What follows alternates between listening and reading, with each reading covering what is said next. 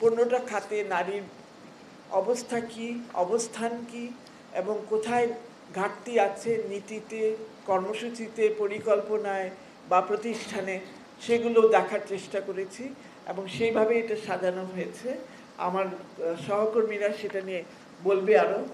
আমাদের একটা ফ্রেমওয়ার্ক আমরা দাঁড় করিয়েছিলাম, সেটা হলো একদিকে সংবিধান ও আইন, আরেকটা হচ্ছে নীতি এবং নীতি নির্ধারণী প্রক্রিয়া, আরেকটা হচ্ছে বিভিন্ন প্রতিষ্ঠান, রাষ্ট্রীয় প্রতিষ্ঠান, সাংবিধানিক প্রতিষ্ঠান এবং সরকারি প্রতিষ্ঠান।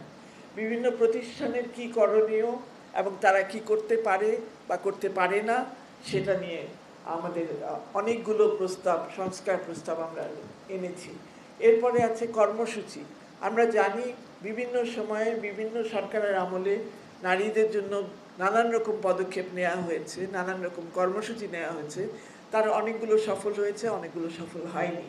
তো আমরা সেটারও একটা বিশ্লেষণ দাঁড় করিয়েছি এবং আমরা সেটা দেখার চেষ্টা করেছি কোন ধরনের কর্মসূচি আসলে দরকার, বিশেষ করে যদি সত্যিকারের সংস্কার আনতে হয় এবং মৌলিক সংস্কার আনতে হয় এবং যেগুলি নাকি টেকসই সংস্কার হবে, সেগুলো যদি আনতে হয় তাহলে কি করতে হবে।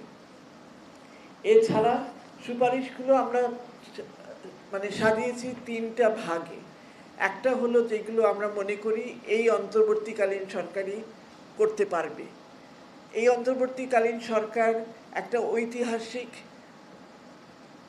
কি বলবো প্রেক্ষাপটে আছে এবং তাদের অনেক সুযোগ আছে অনেক কিছু করার, যেটা নাকি রাজনৈতিক সরকারগুলো করতে পারে না নানান কারণে, রাজনৈতিক বিভিন্ন স্বার্থের কারণে তারা করতে পারে না। এই সরকারের কোনো স্বার্থ নাই, সেই জন্য এই সরকার অনেকগুলো জিনিস করতে পারবে। আমাদের বিশ্বাস যে আমাদের যে আমরা প্রতিবেদনটা জমা দিয়েছি সেখানে 433টা না নেহা 433টা সুপারিশ আছে সব মিলে বিভিন্ন খাতে। তো আমরা মনে করি 433টার মধ্যে যদি 200টাও হয় তাহলেও কিন্তু আমরা অনেকটা এগিয়ে যাব। এবং আমাদের সুপারিশগুলিও প্রস্তাবগুলিও আমরা 3টা ভাগে করেছি। একটা হলো যেগুলো আমরা মনে করি এই সরকার অন্তর্বর্তীকালীন সরকারের সময় করা সম্ভব, অর্জন করা সম্ভব বা অন্তত শুরু করা সম্ভব, সিদ্ধান্তটা নেওয়া সম্ভব, নির্দেশটা দেওয়া সম্ভব। দ্বিতীয়ত আমরা মনে করছি এরপরে যে সরকার আসবে, 5 বছর মেয়াদী সরকার হোক বা 4 বছর যেটাই হোক, সেই সময়ের মধ্যে কি করা যায়, তো সেটাকে আমরা আলাদা ভাগ করেছি।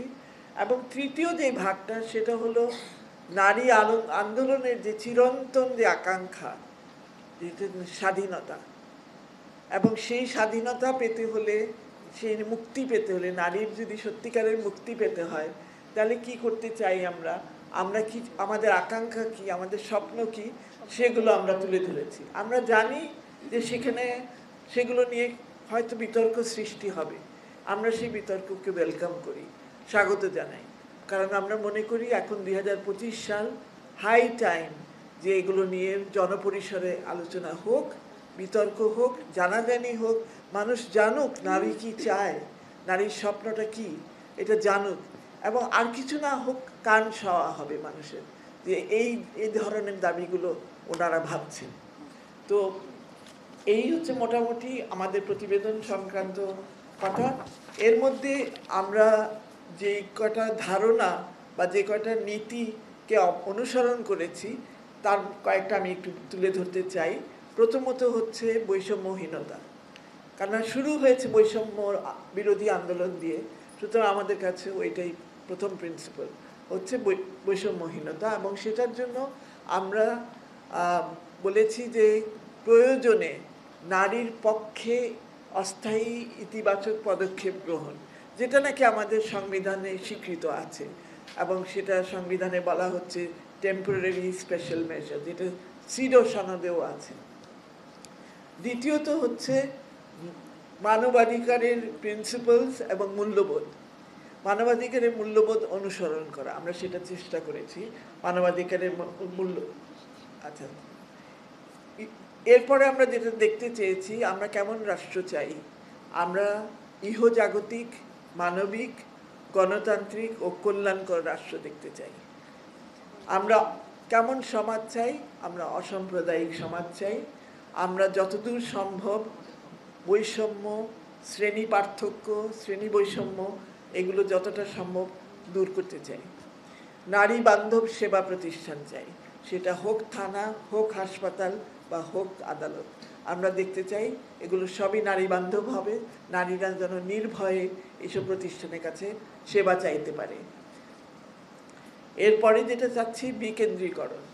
বিকেন্দ্রীকরণ কেন? আমরা মনে করি একমাত্র বিকেন্দ্রীকরণের মধ্য দিয়েই সেই তৃণমূলের নারীর কণ্ঠ, নারীর স্বর জাতীয় পর্যায় পর্যন্ত আসতে পারবে। এবং যারা কেন্দ্রে বসবাস করছেন, নীতি নির্ধারক হোক, রাজনীতিবিদ হোক, যেই হোক, তাদের কান পর্যন্ত সেই তৃণমূলের নারীর আকুতি, তার দাবি, সেগুলো শোনা যাবে। এরপরে যেটা বলতে চাচ্ছি যেটা হলো যৌন সহিংসতা। আপনারাই রিপোর্ট করেন, প্রত্যেক দিন পত্রিকায় আমাদের পড়তে হয় কোথাও না কোথাও ধর্ষণের শিকার হচ্ছে কেউ, কেউ যৌন আক্রমণের শিকার হচ্ছে, যৌন নিগ্রহের শিকার হচ্ছে। এটা কি করে হ্রাস করা যায় এবং কিভাবে মোকাবেলা করা যায়? মোকাবেলার জন্য অনেক সরকারি উদ্যোগী আছে, সেগুলো কি করে আরও কার্যকর করা যায়।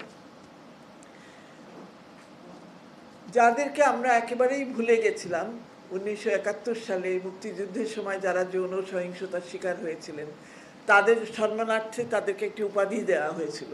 সেই উপাধিটা হলো বীরাঙ্গনা। কেন দেওয়া হয়েছিল? যেন তাদেরকে কেউ অসম্মান না করে।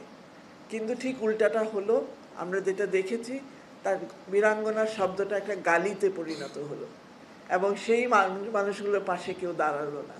আমরা দেশ হিসাবে এবং আমরা বলবো নারী আন্দোলন হিসেবেও আমরা অনেক দেরি করে ফেলেছি তাদের পাশে দাঁড়াতে। এখন তাদের পাশে দাঁড়িয়েছি।